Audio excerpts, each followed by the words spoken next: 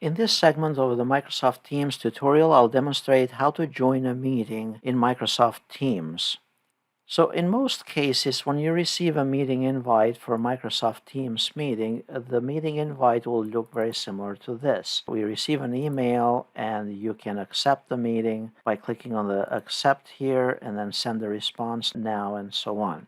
Once you have accepted the meeting, then you can go to your calendar, go to the meeting details, double click on it, and then join the meeting by clicking on the link as part of the meeting invite. And then from there, you'll click on Open and then join through Microsoft Teams. In other cases, someone may send you the meeting ID, and you may have to join the meeting manually.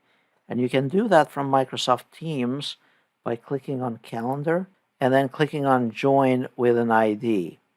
And then you'll enter the meeting ID and the password and then click on Join.